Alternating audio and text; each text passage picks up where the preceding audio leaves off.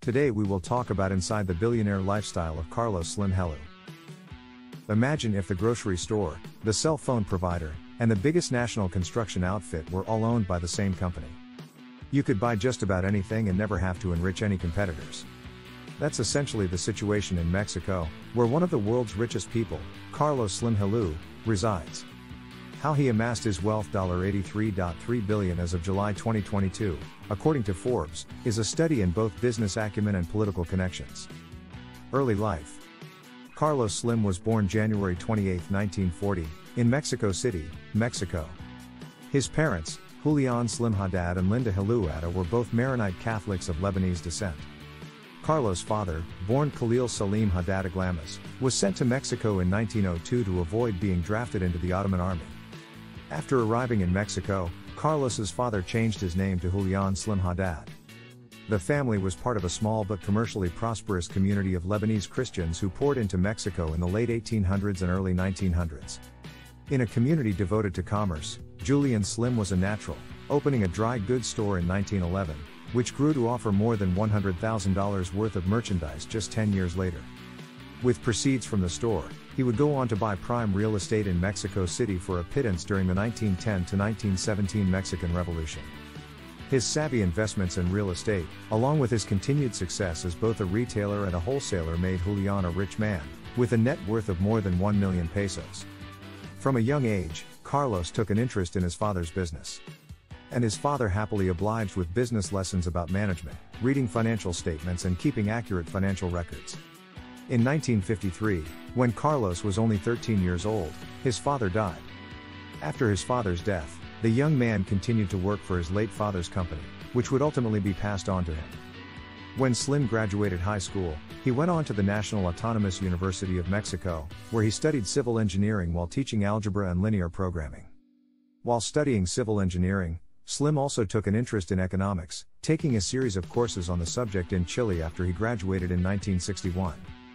He went into finance shortly afterward, working long, grueling days as a stock trader in Mexico City. By 1965, at the age of 25, his trading had netted him roughly $400,000, more than $3.6 million in present dollars. He used the money to open his own brokerage firm, called Inversora Bursátil. One of his biggest opportunities was the peso crisis in the early 1980s, coupled with a steep decline in oil prices. The capital was fleeing the country, and Slim bought a number of companies at depressed valuations. Some examples are Sagatom, the country's second largest cigarette maker, Reynolds Aluminum, General Tire, and the Sanborns chain of stores. Slim has a hand in literally hundreds of other companies, largely through Grupo Carso SAB, Slim's global conglomerate. Grupo Carso has or has had stakes in enterprises as diverse as Elementia, one of the largest cement companies in Mexico. Retail including Sears and Saks Fifth Avenue, energy and construction, via Sixa, and automotive, via Grupo Condomex. He even has a stake in the New York Times. Perhaps the biggest piece of Slim's wealth comes from telecommunications.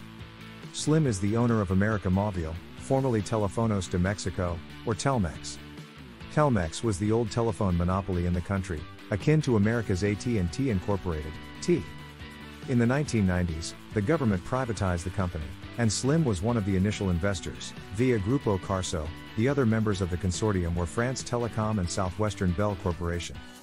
The price, $1.8 billion, half of which was put up by Grupo Carso, for a 20% stake. Carlos Slim was at the helm of Grupo Carso and, as such, took over at Telmex. America Móvil, through various subsidiaries, isn't just in Mexico. In the US, the most visible brand is TracFone, a low-cost cellular phone operator that was acquired by Verizon in 2021. In Austria, the company owns a majority stake in Telekom Austria. Slim's telecom empire reaches almost every country in Latin America. Slim's strategy has been to buy up sometimes troubled companies and try to turn them around. The advantage of that model is that it doesn't necessarily require specific knowledge of any given sector, just a keen sense of what is undervalued and what isn't. Also, the conglomerate structure allows him to have stakes in such a diverse range of industries that his wealth is well prepared to maneuver global financial turbulence. His stocks might lose value in a general market downturn that affects the whole economy, but a problem in the telecommunications industry won't hurt his numbers much because some other sector will likely be doing reasonably well. Another issue is monopolistic practices. One of the assets Slim picked up with Telmex was one of the largest Mexican makers of copper wire. He then stopped Telmex from buying wire from the company's competitor. For years, the Mexican government has fought to curb Slim's dominance in the telecommunications sphere. However, when the Mexican government attempted to increase competition in the phone business, it didn't account for the fact that new companies had to pay Telmex an interconnection fee. Telmex simply set such fees very high, making it tougher for any other provider to undercut prices, especially for long-distance calls. Eventually, the practice stopped, after much negotiation between the government, Slim and the upstarts. In 2015, Slim was the second richest man in the world according to Forbes, but the Mexican tycoon fell to fourth place and was the biggest dollar loser on the 2016 Forbes Billionaires list. In 2017, he slipped to sixth. As of 2022, he ranks 13th. The weaker peso and new Mexican regulations have hurt Slim's businesses tremendously recently. Over the years, the Mexican government has ramped up its efforts to curtail Slim's near monopolies.